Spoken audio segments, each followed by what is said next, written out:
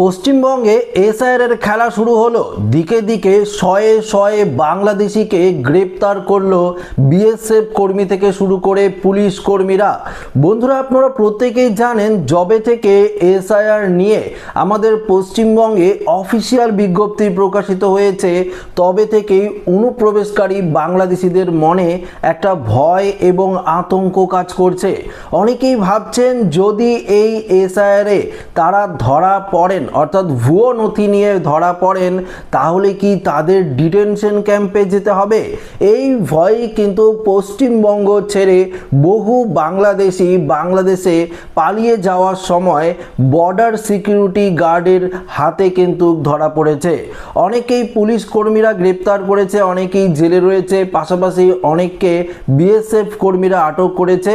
তো বন্ধুরা, এই নিয়ে একটি গুরুত্বপূর্ণ আপডেট আমাদের হাতে এসে পৌঁছেছে। পশ্চিমবঙ্গের কোন কোন জায়গায় কতজন বাংলাদেশি ধরা পড়লো, আরও কি ধরা পড়ার সম্ভাবনা রয়েছে, তো সমস্ত কিছু জানাবো আজকের এই ভিডিওটিতে। তো আশা রাখবো ভিডিওটিতে আপনারা প্রত্যেকেই প্রথম থেকেই শেষ পর্যন্ত সঙ্গে থাকবেন, এবং নতুন হয়ে থাকলে চ্যানেলটিকে সাবস্ক্রাইব করবেন এবং পাশের দেওয়া বেল আইকনটিকেও প্রেস করবেন এই ধরনের লেটেস্ট ভিডিওর আপডেটগুলো সর্বপ্রথম সবার আগে পাওয়ার জন্য।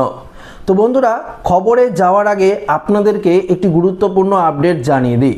ইতিমধ্যেই এনুমারেশন ফর্ম কিন্তু প্রত্যেকটি জেলায় জেলায় পাঠিয়ে দেওয়া হয়েছে। জেলার যে ট্রেজারি অফিস রয়েছে, সেই ট্রেজারি অফিসে এনুমারেশন ফর্ম কিন্তু পাঠানো হয়েছে।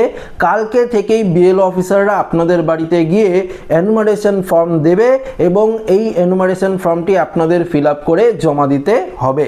তবে যারা যারা ফিল আপ করে জমা দেবেন, প্রত্যেকের নামই কিন্তু খসড়া তালিকায় উঠবে, এবং যদি আপনাদের অর্থাৎ ডকুমেন্টসের ক্ষেত্রে কোনো রকম সমস্যা হয়, ধরুন 2002 সালে বাবা মায়ের নাম নেই বা নিজের নাম নেই, বা আপনারা যদি কোনো ডকুমেন্টসের প্রমাণ দিতে না পারেন, সেক্ষেত্রে কিন্তু আপনাদের হিয়ারিং অর্থাৎ হিয়ারিংয়ে ডাকতে পারে, এমনটাই কিন্তু জানানো গিয়েছে সমস্ত পশ্চিমবঙ্গবাসীদের। তো প্রত্যেকের নামই খসড়া তালিকায় উঠবে, আপনাদের চিন্তার কোনো কারণ নেই। শুধুমাত্র যাদের নাম অর্থাৎ যাদের কোনো ডকুমেন্টস থাকবে না, যাদের কোনো রকম সমস্যা হবে এসআইআর ডকুমেন্টস দেওয়ার ক্ষেত্রে, তাদেরকে কিন্তু হিয়ারিংয়ে যেতে হবে।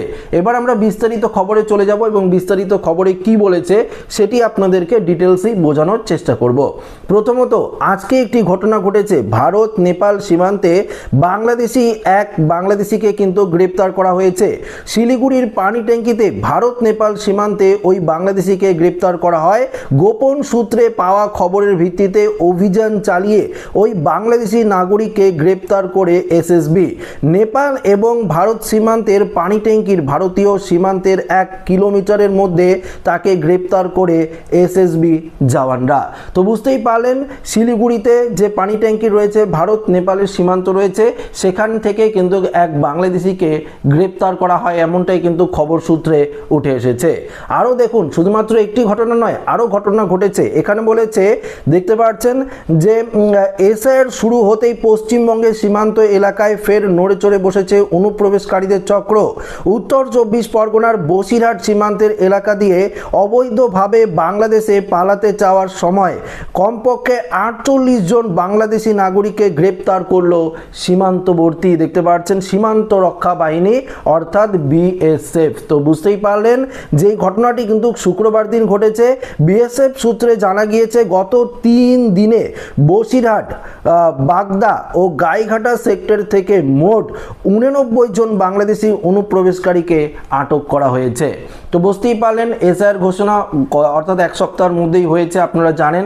তো গত 3 দিনে বসিরহাট, উত্তর 24 পরগনার বসিরহাটে সীমান্তবর্তী এলাকায় 79 জন বাংলাদেশিকে কিন্তু গ্রেপ্তার করা হয়েছে, অর্থাৎ অনুপ্রবেশকারী বাংলাদেশিকে গ্রেপ্তার করেছে বিএসএফ। এইটা কিন্তু ইতিমধ্যেই একটি খবরের মাধ্যমে প্রকাশিত হয়েছে, যেটা আপনাদের সরাসরি আমরা জানিয়ে দিলাম। তো বুঝতেই পারলেন, এসআইআর আতঙ্কে এখন অনুপ্রবেশকারীরা বাংলাদেশে যাওয়ার জন্য কিন্তু বর্ডার পেরিয়ে যাওয়ার জন্য চেষ্টা করছে। যারা নেপাল থেকে এসেছে অনুপ্রবেশকারীরা, তারা নেপালে যাওয়ার চেষ্টা করছে। যারা আফগানিস্তান থেকে এসেছে তারা সেখানে যাওয়ার চেষ্টা করছে, বা যারা মায়ানমার থেকে এসেছে তারা কিন্তু সেখানে যাওয়ার চেষ্টা করছে। তাই তারা বিএসএফ অর্থাৎ বর্ডার সিকিউরিটি গার্ডের হাতে কিন্তু তারা ধরা পড়ছে। আপনারা প্রত্যেকেই জানেন, বর্ডারে কিন্তু এবার কেন্দ্রীয় বাহিনী মোতায়েন যে করা হয়েছে, বিএসএফরা যে রয়েছে তারা কিন্তু খুবই স্ট্রিক্ট রয়েছে। কেন্দ্রীয় প্রতিরক্ষা মন্ত্রকের তরফ থেকে কিন্তু প্রত্যেকটি বর্ডার লাগোয়া জায়গায় কড়া ব্যবস্থা নেওয়া হয়েছে। আরেকটি ঘটনা উঠে এসেছে, কি বলেছে, অবৈধভাবে ভারতে অনুপ্রবেশের চেষ্টা, বিএসএফের হাতে আটক বাংলাদেশি, তাকে তুলে দেওয়া হয়েছে মালদার হাবিবপুর থানার পুলিশের হাতে। ঘটনাটি ঘটেছে মালদার হাবিবপুর থানায় ভারত বাংলাদেশের সীমান্তবর্তী ইটাঘাটি এলাকায়। দেখতে পাচ্ছেন কাঁটাতারহীন ওই এলাকা দিয়ে ভারতে প্রবেশ করার চেষ্টা করছিল কয়েকজন বাংলাদেশি, সেখানেও কিন্তু গ্রেপ্তার হয়েছে। তো বন্ধুরা আপনারা বুঝতেই পারলেন, এখন তো সবেমাত্র শুরু, আগামীকাল থেকে এসআইআর প্রক্রিয়া শুরু হবে।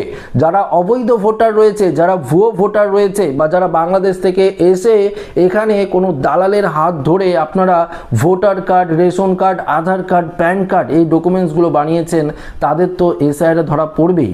তো তাদের তো ভোটার ভেরিফিকেশন হবে না, কেননা নির্বাচন কমিশন জানিয়ে দিয়েছে সমস্ত বৈধ ভোটারদের নামই কিন্তু ফাইনাল লিস্টে থাকবে। এটাই হলো এসআইআর এর মূল উদ্দেশ্য। যারা অবৈধভাবে প্রবেশ করেছে তাদের নাম কিন্তু 100% এই এসআইআর এ বাতিল করে দেওয়া হবে। ধরুন যদি আপনারা বৈধ নাগরিক, অনেক দিন ধরে এখানে বসবাস করছেন, কিন্তু 2002 সালে আপনার ভোটার লিস্টে নাম নেই, আপনার বাবা মায়ের নাম নেই, তারপরও আপনাকে কিন্তু সুবিধা দেওয়া হবে। নির্বাচন কমিশন বলেছে একটিও বৈধ নাগরিকের নাম কিন্তু কাটা হবে না। ধরুন এসআইআর এর ফর্ম আপনারা ফিল আপ করলেন, যেখানে রিলেশনশিপ দেওয়ার কথা সেখানে যদি আপনার বাবা মার নাম না থাকে বা ঠাকুরদা ঠাকুমার নাম না থাকে, তাহলে তো আপনারা সেই জায়গাটি ফাঁকা রেখে দেবেন। সেক্ষেত্রে আপনারা যখন বিএলও অফিসারদের হাতে জমা দেবেন ফর্মটি, আপনাদের নাম খসড়া তালিকায় উঠবে, তখন আপনাদের নামে নোটিশ আসতে পারে। নোটিশ আসলে আপনারা ভয় পাবেন না, সেই নোটিশের মধ্যে লেখা থাকবে কবে আপনার হিয়ারিংয়ের ডেট, কেননা 9 ডিসেম্বর কিন্তু খসড়া তালিকা প্রকাশিত করা হবে।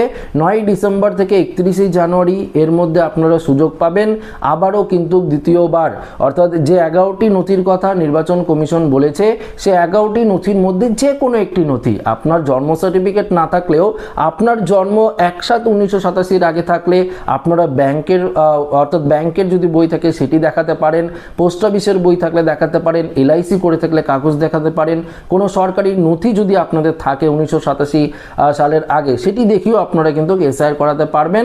তারপরেও যদি আপনাদের এই ডকুমেন্টসও না থাকে, তাহলে বিকল্প পদ্ধতির মাধ্যমেও কিন্তু আপনার এসআইআর 100% হবে যদি আপনারা বৈধ ভারতীয় হয়ে থাকেন।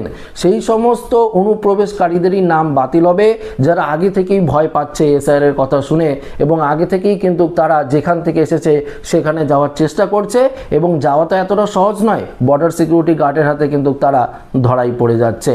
তো বুঝতেই পারলেন যে এই এসআইআর নিয়ে কতটা অর্থাৎ রাজনৈতিক যেমন আতঙ্ক রয়েছে, রাজনৈতিক যেমন উত্তেজনা রয়েছে, একদিকে তৃণমূল একদিকে বিজেপি, সেরকমই রয়েছে মানুষের মধ্যে একটা আতঙ্ক।